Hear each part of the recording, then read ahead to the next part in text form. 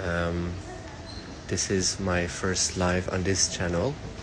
I thought to come here and say where I'm going right now. I'm going to Canada, Toronto, to attend an event on related to world peace. And why this subject is very important is because doesn't matter where you live or where you come from, the topic of peace is affecting all of us.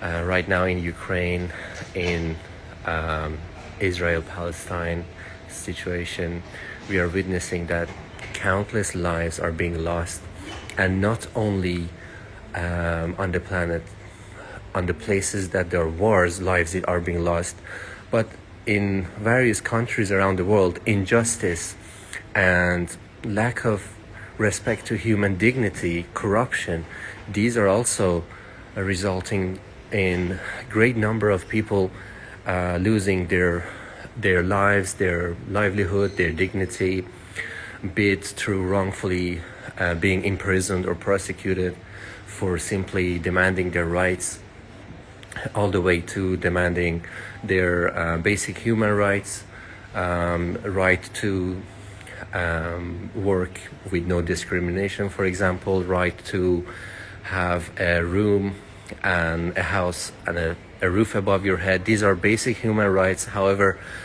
millions of people right now worldwide are deprived of these basic rights.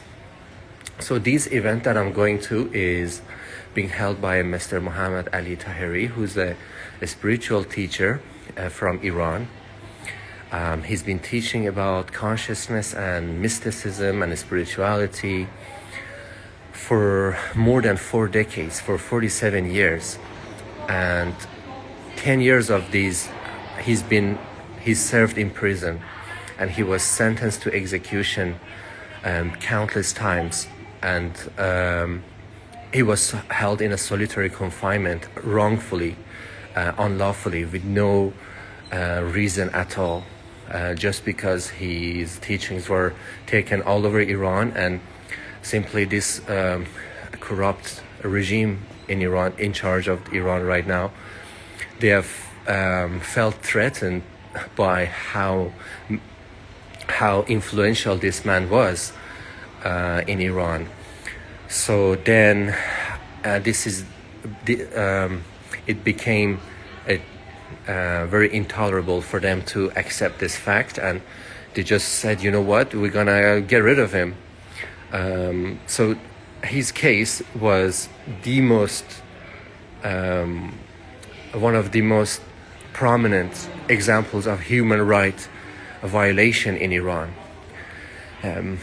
As you may know, Iran right now suffers greatly from lack of human rights.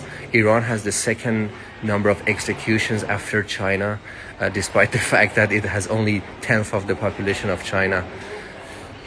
There's a prison in Iran called the Evin prison that contains mostly the Nobel laureates, the geniuses of the country, also alongside criminals, but great proportion of people held in that prison are intellectuals, activists, or geniuses, scientists, even world medals in physics or maths. They're also kept there, or in astronomy. They are labeled with stupid accusations such as being a spy or whatever.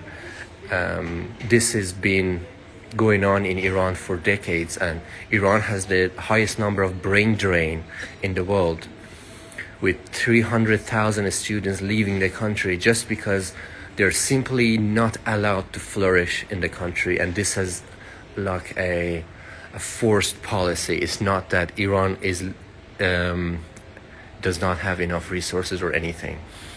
Iran is one of the wealthiest countries in the world in terms of natural resources, but how is it that most of the intellectuals in Iran are being held in captivity?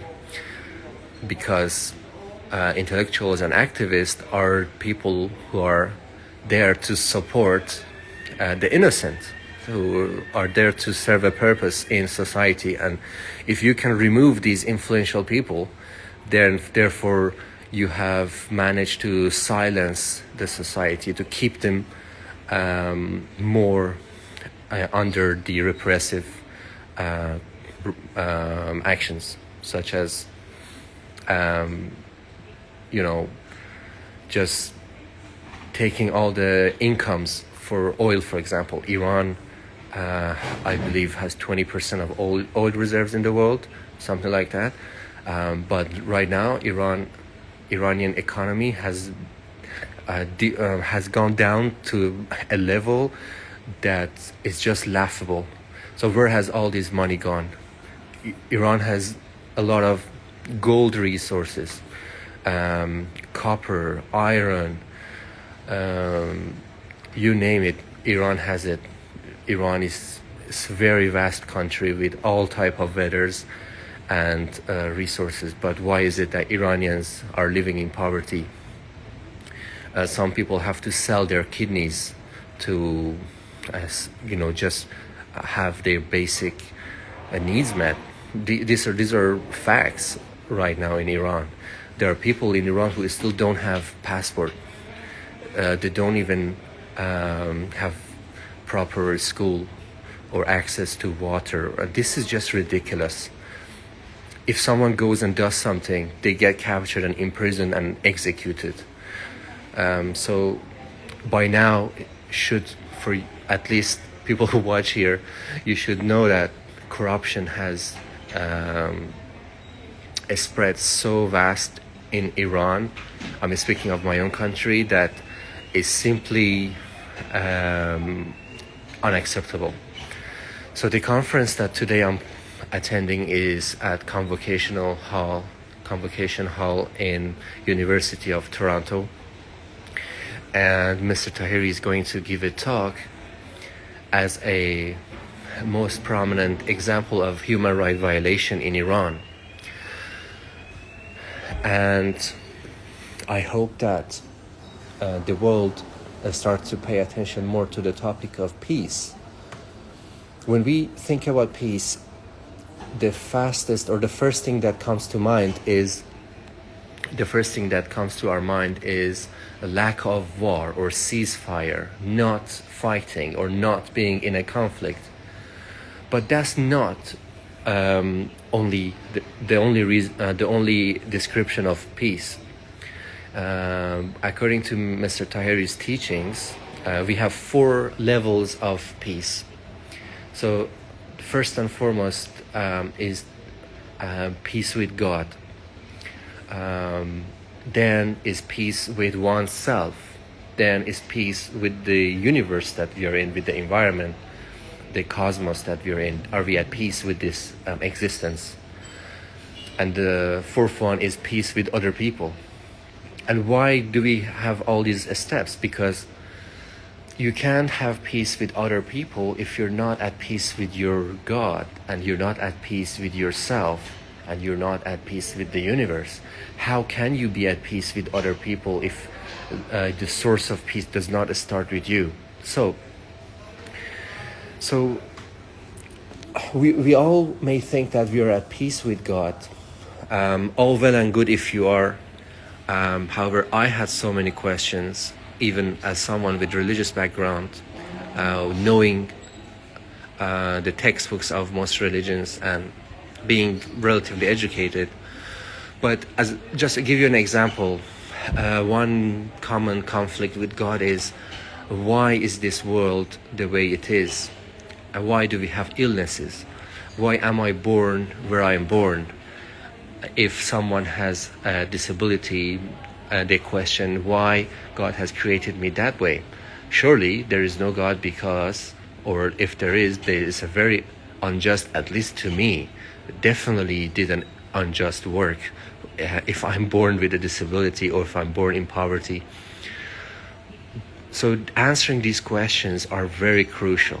At the start you may think that, okay, we don't have time for deep spiritual talk. The world is a mess. Let's do something about it. But frankly, that that approach does not give us lasting peace. Lasting peace starts with these deep questions. The word problem is not religion. Religion itself, we have, most people have a religion. That's not what humanity lacks. Humanity lacks awareness or a consciousness or intuition. Unfortunately, this has been overlooked. The topic of consciousness has been overlooked in, at least in the scientific community, in the schools, in even religious settings. We do not know what consciousness is. Humanity does not have a common, agreed description of consciousness. Basically, if we want to describe consciousness, we have to describe who we are as human beings. Are we just a set of flesh and bones, or is there something more to us? For me personally, these were the deep questions that I had as a scientist, as someone who studied medicine. And I simply didn't get an answer in the world of science. These questions are still very valid and very well standing in the world of science. No one yet in the mainstream science has been able to come and say, okay, consciousness equals this. This is how we test it, this is how we show it. Until humanity does that, we cannot have a lasting world peace. So simply because the definition of peace has to start with a very firm understanding of our place in the universe. Without that, we will see this planet as a place for our greedy adventures, like whoever gets the most land, or whoever gets the most power over others wins, right? If we believe that that is our purpose, then this is the kind of a planet we're going to have. We're always going to have conflicts and wars and unjust killings, because with not a sufficient insight into who we are and why we are on this planet, which is answering those deep questions. Without that, our existence on this planet is just becoming a place for personal gains. Humans just are numbers then, if only our purpose here is to expand our land and territory and find